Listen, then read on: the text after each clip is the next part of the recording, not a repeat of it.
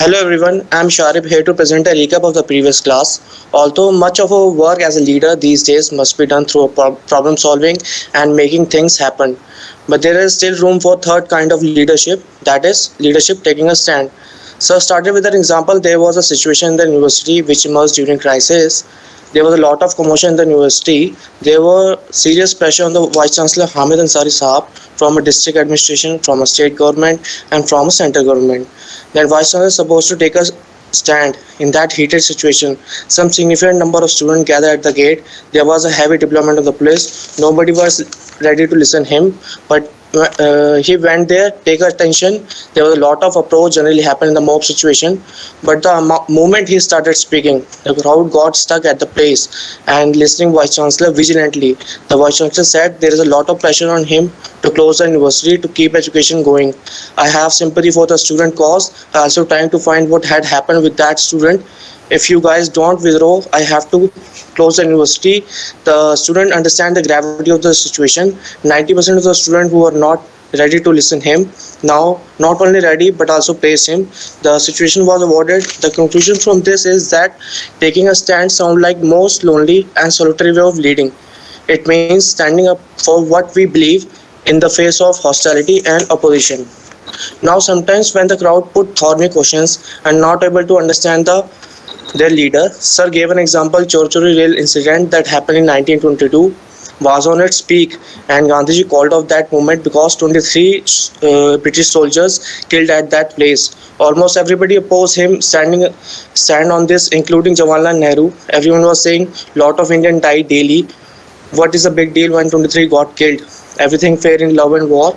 Why you called out that movement, which is gaining a lot of momentum? The Gandhiji articulated very powerfully. He said, I am prepared to die in this struggle of freedom, but every time human life should not be sacrificed. The consequences of this, the freedom was delayed, but Gandhiji stood firm to his positions. The conclusion from this is sometimes leaders who stand alone often risks losing symbiosis with the followers, and at the point of time others are not able to see the logic of the decision. So first, take a decision wisely. Second, we have to articulate the logic of that decision so that at least people understand your point of view. That's all from my side. Thank you, sir. Thank you. Saad? Am I audible, sir? Yes. Assalamu alaikum, sir, and morning, everyone. I am Mohammad Saad, and today I am going to give the recap of the previous class.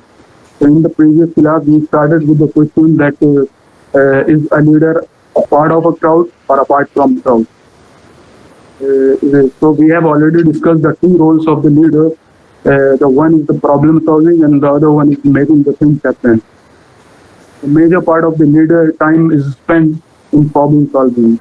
So, Sir gave an example of him and Vice Chancellor that around 75 to 80% of the problems they solve. In solving problems, they ask themselves this question by themselves that it is better to work with the people, with other, or it is better to work by yourself.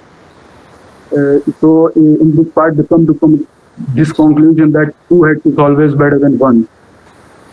So when you engage with others, it is more likely that implementation is really sure. So we came to conclusion that in role number one, it is always better to work with the people. Then we talk about the role of the leader, the second role that is making the things happen. So a leader is not who just maintain the status quo, but who extends it. So Sir gave us the example of Vice Chancellor of MU, previous Vice Chancellor of MU, that Professor Naseem Faruqi. He was the one who introduced computer center, and in acknowledgement of that computer center was named Mr. N.M. Faruqi Computer Center. So when a leader set out a unique contribution, it disturbs the status quo, and because of that, other people disagreeing with you, like in the case of MU Center. Now, what should your approach? It is always better to engage with the people. At least communicate the logic that why he or she trying to do something. So it is always better to engage with the people in the second role as well, not to annoy them to such an extent that they become the real opponent. और an Hindustani terminology for it कि खिलाफत को मुखालफत में नहीं बदलना चाहिए. And now we came to the last role of the leadership, that is taking a stand. Sir gave us an example of situation which emerged in university when Mr. Hamid Ansari Sahab was the vice chancellor of the university.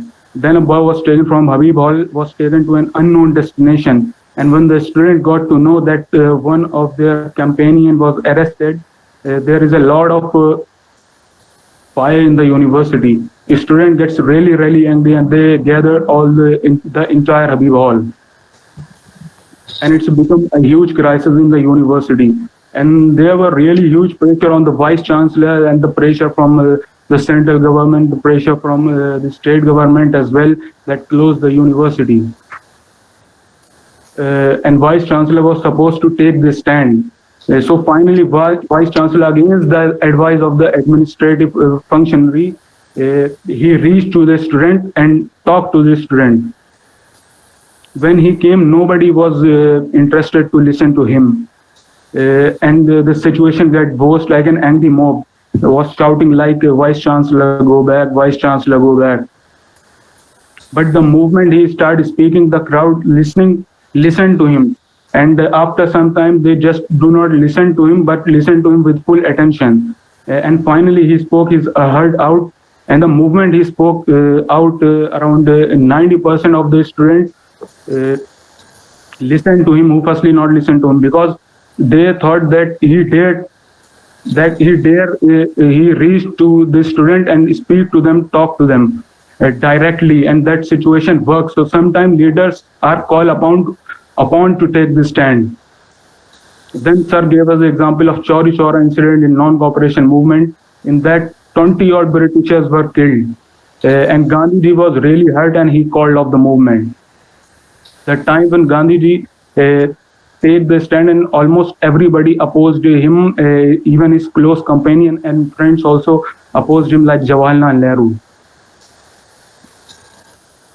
Because they said hundreds and thousands of Indians lost their life. What is the big deal if only the 20 Britishers lost their life?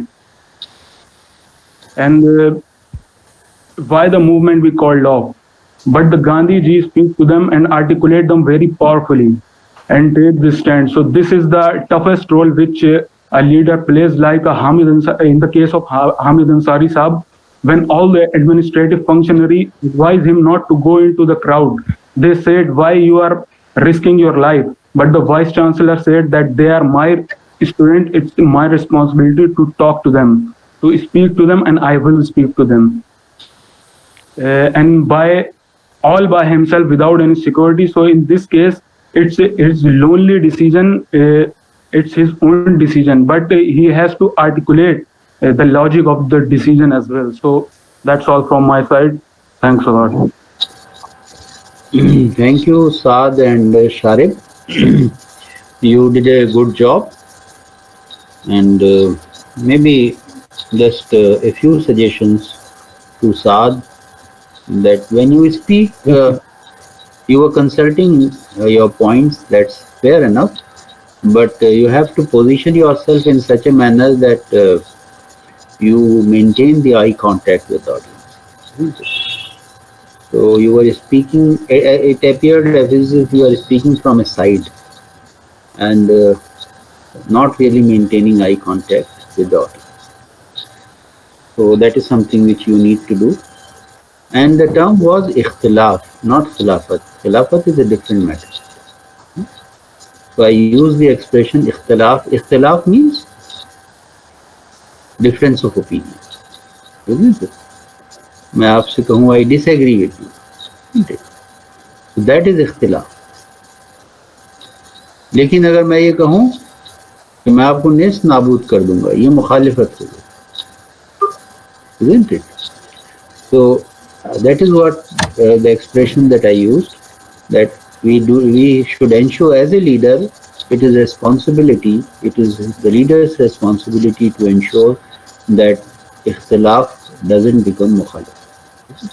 Let that remain at the level of difference of opinion, difference of perspective, difference of viewpoints. That's all.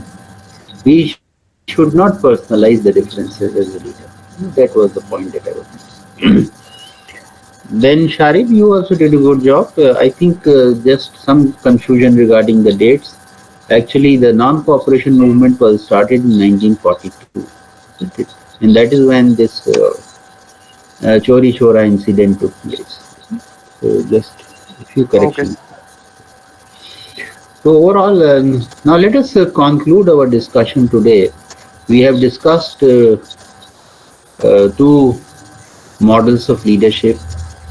We called it the hard model and the soft model.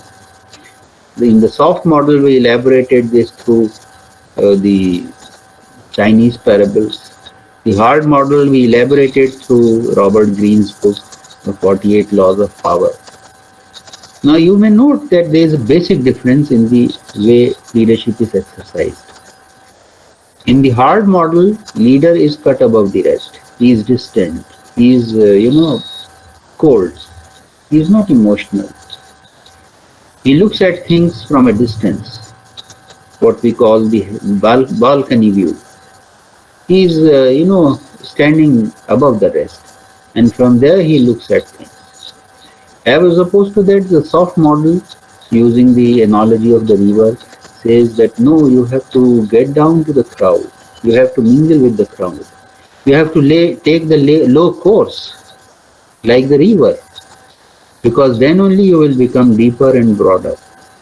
Okay.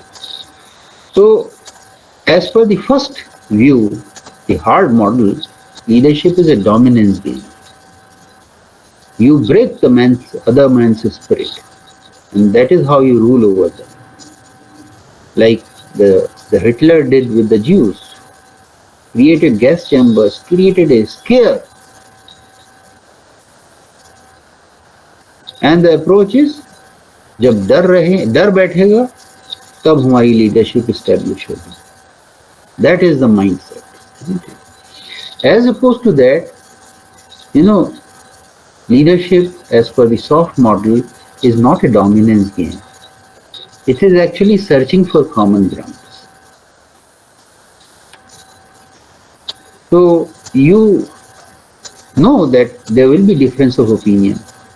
Now how can you enlarge the area of common ground on which the common minimum program on which all may agree? That is the job of the leader.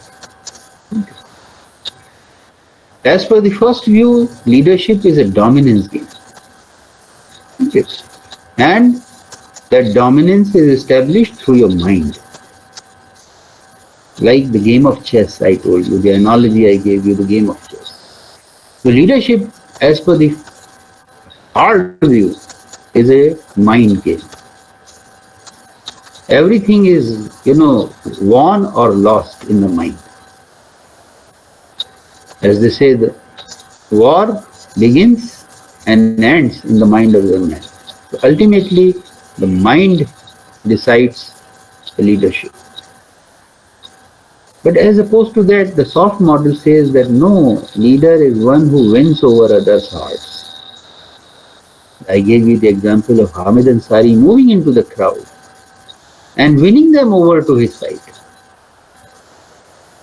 By this very act, that these are my students. When he says, these are my students, how can they go against me? I am their elder. Now this concern, this feeling that you exude in others. Allama Iqbal has shared a couplet on this account. He says, कि वो अदाए दिलबरी हो, charming manners, अदाए दिलबरी, वो अदाए दिलबरी हो कि नवाए आशिकाना, यानी इश्क की सदा हो, मोहब्बत. So when Hamid Ansari said, these are my students, he is indicating a connect that he has with the students as vice chancellor. तो अदाए दिल बरी हो कि नवाए आशिकाना, जो दिलों को फतह कर ले वही फातह ज़माना. The one who wins over the hearts is the real leader. That's the soft model of leadership. So in the first model, leadership has a goal. He has a passion for doing something. Hitler said, white man's superiority. The superiority of the Aryan race. Superiority of the Aryan race. And he passionately believed in this idea. But as opposed to that, if you look at the leadership of Nelson Mandela, leadership of Mother Teresa, it is not passion alone, it is compassion. Compassion is the more dominant force. You care for others. And that establishes your leadership. Just think of a person like Nelson Mandela, who was forced to spend 26 years of prime of his youth in the jail. And when he comes out, he holds no rancor against those who caused him that misery. Just imagine 26 years of one's life spent in jail. And yet, he holds no rancor. And he comes out as a sane man and says, no, we have to live as a nation.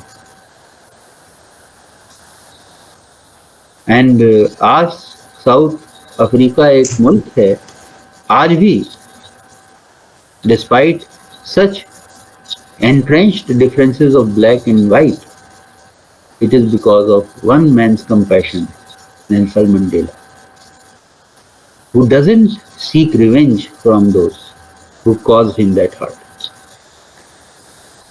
और उसके बरक्स आप देख रहे हैं आज ही की दुनिया में यूएसएसआर कैसे टूट गया.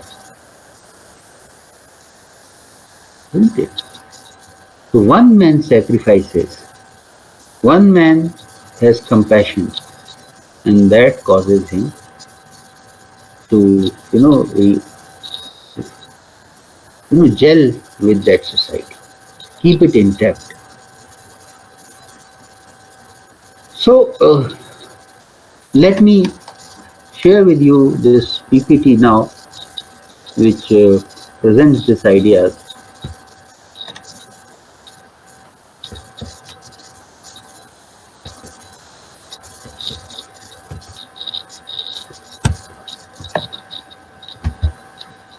So I was talking about, are you able to see the PPT? Yes, sir. Please respond. Are you able to see the PPT? Yes, sir. It's visible. Yes, sir. Okay. So I told you about this comparison. In fact, before the comparison, let me conclude our discussion on leadership as taking its stance. And I shared with you that it sounds like most solitary and lonely activity when we take a stand. Ahmed Ansari was all alone, and no part of the administrative team agreed with him. So on certain occasions, yes, leadership sounds like a very solitary activity. But even in that, can we overlook the relations with the followers? The connect which you have to establish with your own team. And then I told you about this aspect also. When we take a stand, it should not sound as if you are acting as a very self-righteous person. आप तो सही हैं, बाकी गलत. Ahmed Ansari never said to his followers कि आप मुझसे कम करेजिए. He said, no, I think as a vice chancellor, I should go and speak to them. I am the head of the institution. I am their father figure. They are my like kids, and I should speak to them. So he did not say that, you are less courageous and I am more courageous, and that is why I am going there. No. That would make him sound like very self-righteous kind of person. So taking a stand, but not, showing your moral superiority, that is how we take a stand. And I told you about this issue also, taking too many stands also sidelines you actually. And I told you about the wisdom of Gandhiji, who took many stands, but did not take a stand on the partition of the country. An idea which he abhorred, he disliked. He never wanted the partition of the country. Yet he accepted that with grace and did not, get into fast into death and all, कि कैसे होगा and all. Maybe he understood that my stand, I would not be able to carry that stand forward. So this is what I think I was trying to say. Now I'm presenting this comparison to you. I told you about, in the first view, the leadership is a dominance game. And in the other view, we search for the common ground. Common minimum program on which all of us can agree. And you have to think it in the context of nations. I gave you the example. Can we as a country survive if leaders behave as if they are dominating over others? Or will we survive if we agree on some common things on which all of us would agree as a country? Then is the hard approach, the leadership is apart from the crowd, maintains a distance with the crowd. But in the soft approach, leaders become the part of the crowd. Hamid Ansari going into the lot of their students, speaking to them on a one-to-one basis. So in the hard approach, we rule with head, like the game of chess. But in the other approach, we rule with the heart. In the first, we compete. In the other, we collaborate. And I think the last point is extremely important. In the hard approach, the focus is on getting. But in the soft approach, the focus is on giving.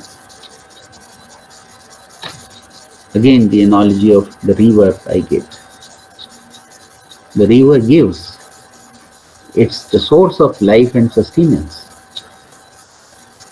That is how we establish our moral superiority on the other. Because we give more than what we get. So now let me conclude the discussion that we were having. Actually, the model of leadership which I shared with you, leadership and collaboration,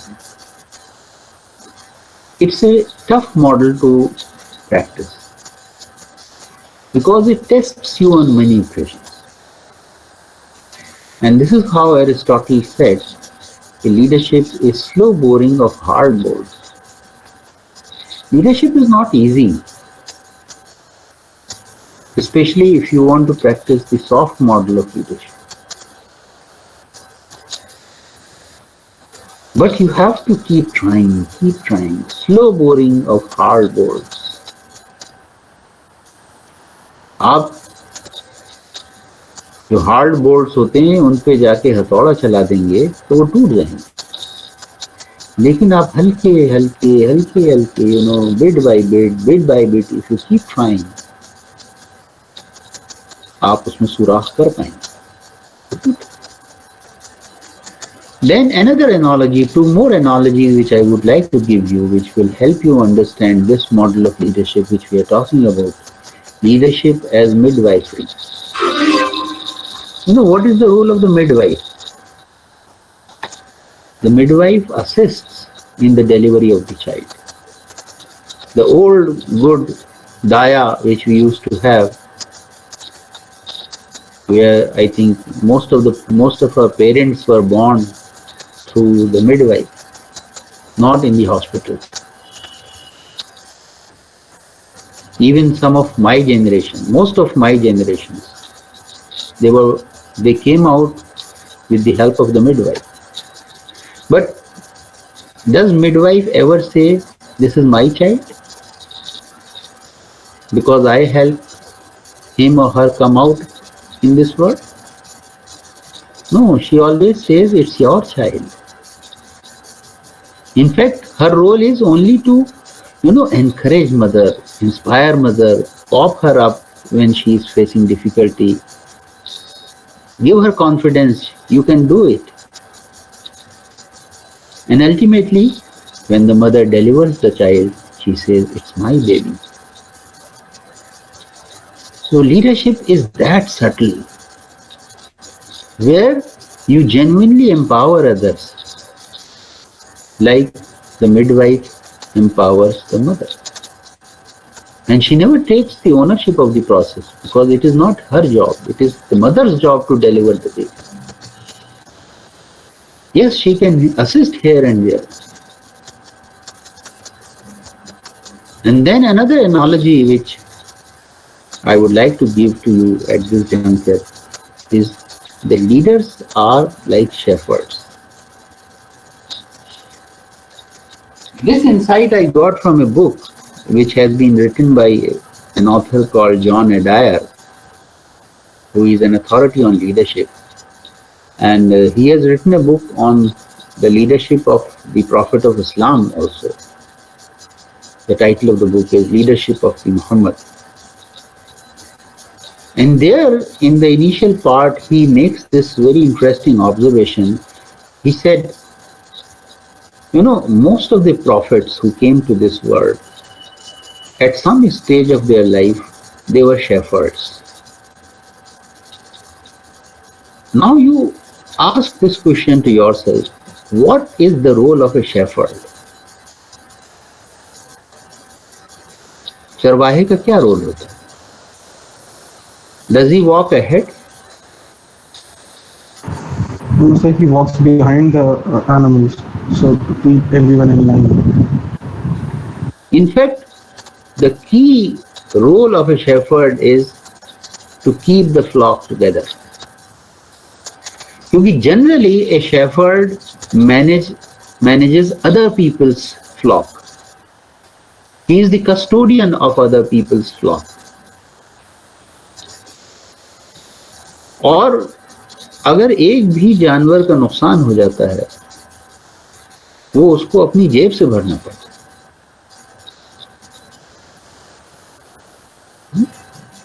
I think this idea is a very powerful idea, that leaders are like shepherds and their main role is to keep the flock together. Yes, sometimes they have to show the way, especially for example, if they are taking them to a charagah, they would show them, yes, this is where you can get the better pasture. You can get better food over there. But once they are grazing, should the shepherd go to every animal and tell him that this is how you should graze? They know it. They have to just take him to that place where they can graze on their own. अब आप देखिए एक और बात इसमें बारीकी, हर animal का मिजाज अलग होता है.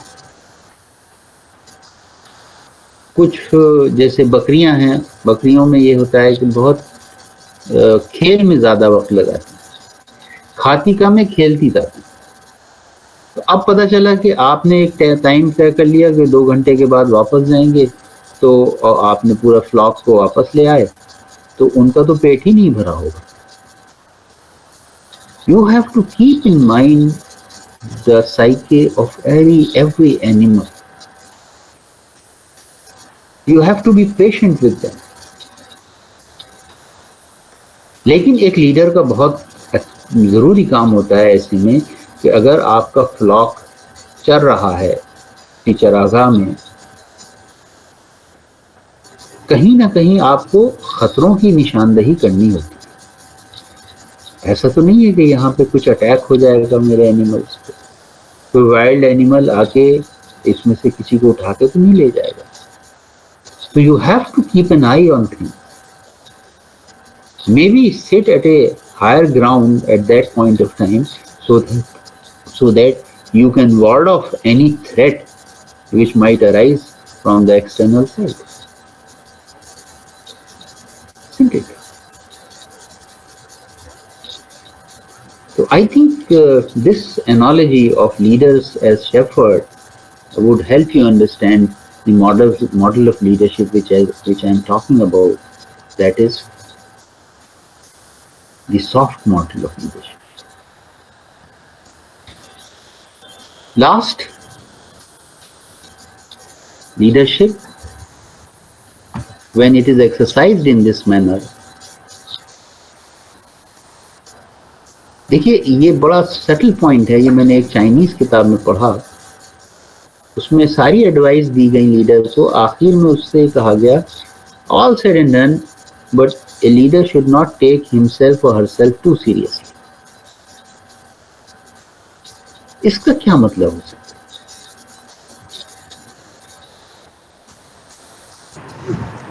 Sir, I think it means you cannot be rigid all of the time and you have to be flexible with your decisions. Is that what is meant?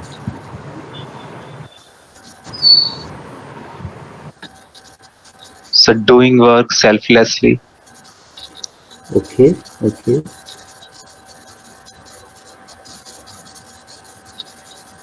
आपने निष्काम कर्म का कॉन्सेप्ट पढ़ा है, सुना है? Yes, sir. What is that concept? Focus on the deed, not on the result. Focus on the efforts, not on the results. Isn't it? कि ये आदमी को यकीन हो कि ठीक है, I am a leader, fine, मैं वाइस चांसलर हूं आज, मान लीजिए, तो क्या सारा निजाम मेरी वजह से चल रहा है?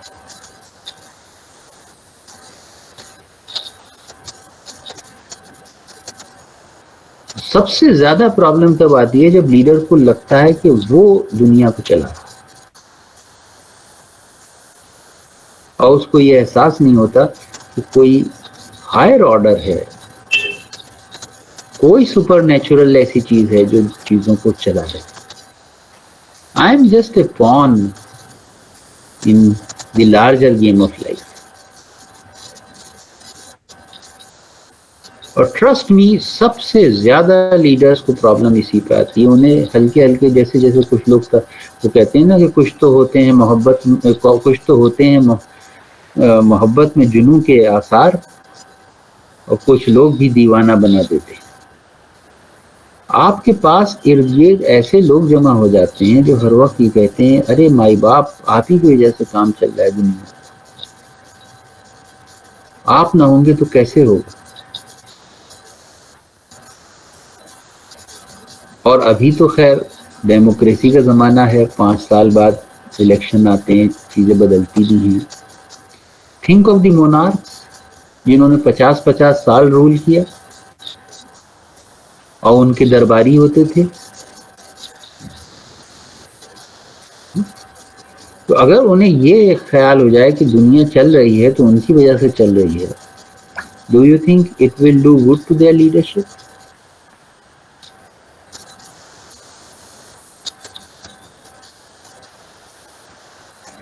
I think this is a very, very crucial point.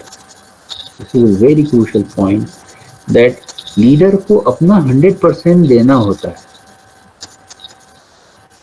लेकिन साथ में इस बात पे भी यकीन रखना होता है कि दुनिया उसकी वजह से नहीं चल रही। That makes the leader humble. That makes the leader polite. और उसको इस बात का भी एहसास होता है कि वो अभी अपना रोल प्ले कर रहा है, कल कोई और आएगा, वो अपना रोल प्ले करेगा।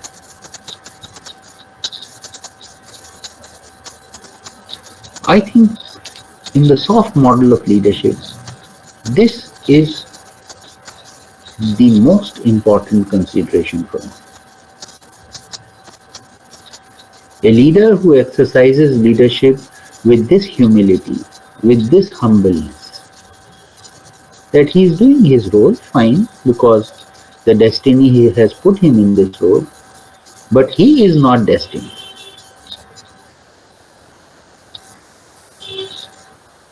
Ultimately, there is a larger game plan, And he is part of that game. He is playing his role, but someday he will give way to others. So this, I think, is a very important issue in leadership. तो मैंने जो दो आपके सामने आज model पेश किए, तो हम 3 सेशन से डिस्कशन इस पे कर रहे हैं, इसमें मैंने लफ्ज इस्तेमाल किया hard model and soft model, लेकिन इसके लिए और भी टर्म्स इस्तेमाल किए गए हैं, जैसे नैन कोहेन जिनका मैंने हवाला दिया था, वो कहीं ना कहीं इसको मैस्कुलिन और फेमिनाइन भी कहती हैं, यानी मेल मॉडल ऑफ लीडरशिप और फीमेल मॉडल ऑफ लीडरशिप। कहीं ना कहीं I don't know, I mean, this is subject to discussion and debate, कि कहीं ना कहीं ऐसा है क्या कि मेल जो हैं they exercise leadership in this hard way and females have a softer approach?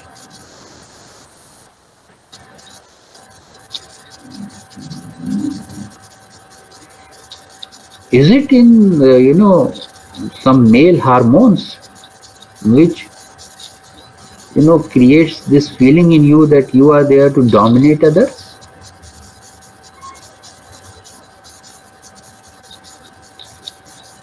And you can bulldoze others? It's a very provocative proposition, but just reflect on it.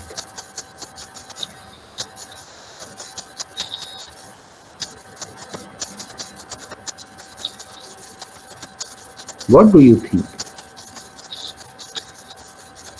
Is it okay to use the masculine and the feminine for these 2 models of leadership?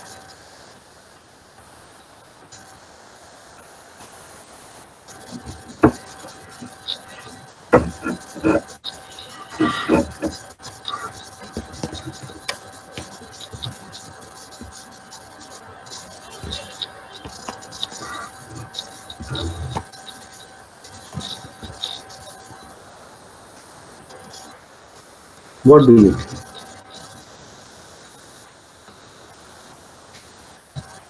Can we have some comments on this?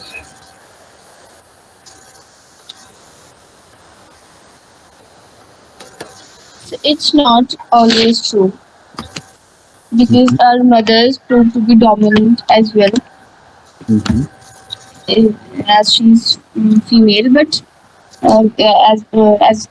soft word is confined to the females, but most of the times the mothers are also the dominant one Mhm. who have to take harsh measures upon their children. बहुत में थोड़ा सा आप don't take it otherwise. Have you been ever beaten by parents? And No, was sir. it the father or the Of mother? course. And no, sir, well, the beaten charge was taken by mother in my family. अच्छा. Sir अजान जो है वो मुर्गा ही देता है। That's well said.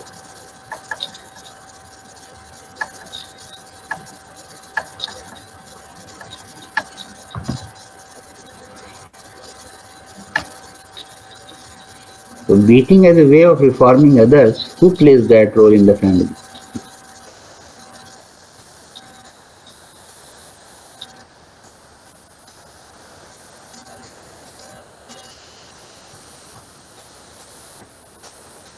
And anybody would like to further add to what we are discussing or reflect on his or her personal context?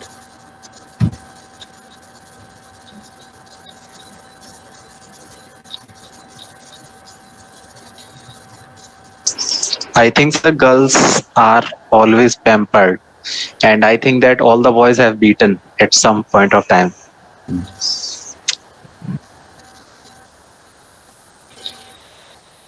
Okay, that's interesting.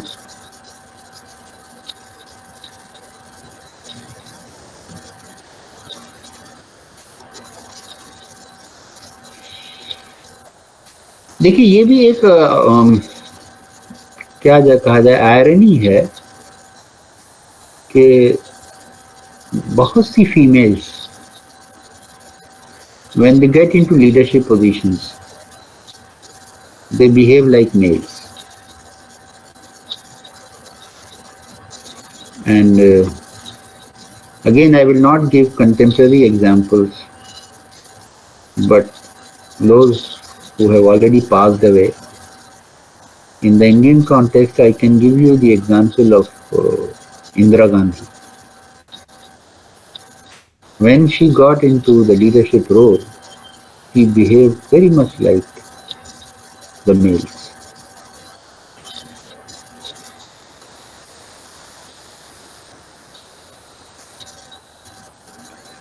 So it is not actually good to say males, that there is a gender bias in this. All males will exercise the hard approach and all females will exercise the soft approach. These are two orientations. You know, I've talked about Nelson Mandela exercising this compassionate leadership. We have had Mother Teresa also playing that compassionate role. So we have Indira Gandhi also as female and Mother Teresa also as female, but they are two different females.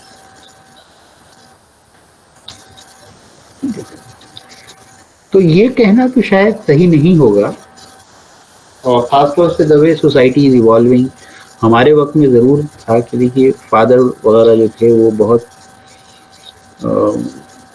उनको डराने के लिए इस्तेमाल किया जाता था कि अब पापा आने वाले हैं, तो अब बस सब बिहेव प्रॉपर्ली. लेकिन अब ऐसा लगता है कि the way society is evolving, तो उस तरह का क्लियर कट जो जेंडर बेस्ड बायसेस थे या स्टीरियोटाइप्स थे, they are crumbling. It is the personal orientation of the person which matters.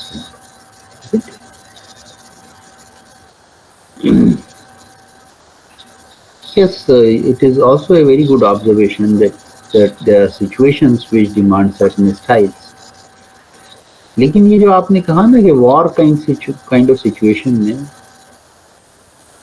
कभी मैं आपसे कहूँगा एक फिल्म देखिएगा जिसमें प्रहार करके एक फिल्म है नाना पाटेकर की. बड़ा खूबसूरती उसने मिलिट्री सिचुएशन को दिखाया है, आर्मी की सिचुएशन को. और मेरा एक स्टूडेंट है, उसने मुझसे कहा कि आपको लगता होगा कि सर कि हम लोग बहुत male kind of leadership exercise करते होंगे व्हेन वी कमांड. सब नहीं, ऐसा नहीं होता है, क्योंकि आप हाईएस्ट फॉर्म ऑफ सेक्रीफाइस किसी से एक्सपेक्ट करते हैं. देखिए लीडरशिप एक तो ऑर्गेनाइजेशंस में होती है कि साहब अच्छे से पढ़ा दो या खूब प्रोड्यूस करो, लेकिन आर्मी की लीडरशिप बहुत सख्त होती है, क्योंकि वहां आप ये एक्सपेक्ट करते हैं कि आदमी अपनी जान दे दे आपके लिए. And this old student of mine, Imran, he was part of the army. He became part of the army. और उसने मुझसे कहा कि सर जब मैं पहला कमांडर बन के गया, 150 लोग मेरे साथ थे, तो मुझे हर आदमी को समझना होता था, क्योंकि the fellow has a gun in his hand. North east में वो लड़ रहा है, वो टेररिस्ट को भी मार सकता है, वो आपको भी मार सकता है अगर उसका दिमाग घूम गया.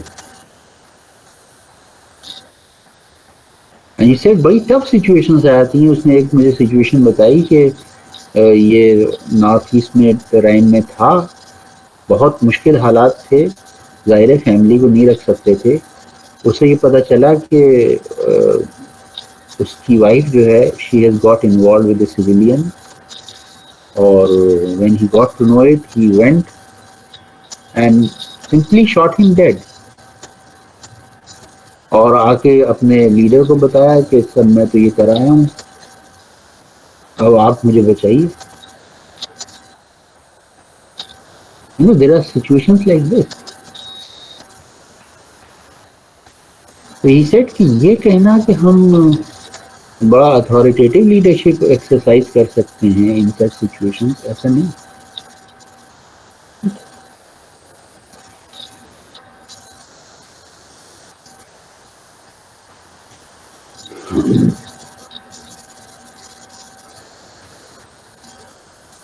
तो जो पॉइंट मैं आपसे कह रहा था कि yes, there are certain situations where you have to assert your presence. Maybe you sound like male in that situation. लेकिन every situation actually gives you a scope to increase your area of influence on your colleagues. And that can happen only when you genuinely relate to them as a person, and as the expression I used, try to win over their hearts.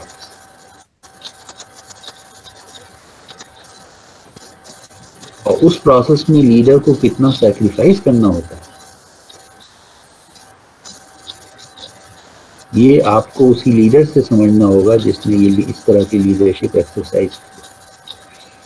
मैंने सिर्फ एक example Nelson Mandela की दी कि 26 साल बाद जब आप मुल्क के प्रेसिडेंट हो जाते हैं, जब आपके पास सारी पावर आ जाती है और आप सारे बदले ले सकते थे, आप बदले नहीं लेते।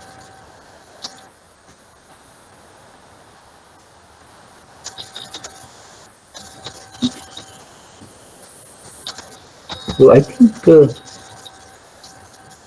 try to appreciate these two models, and try to also appreciate that in the long run it is the soft model, the feminine model, which delivers the goods. Thank you very much. That's what I have to say.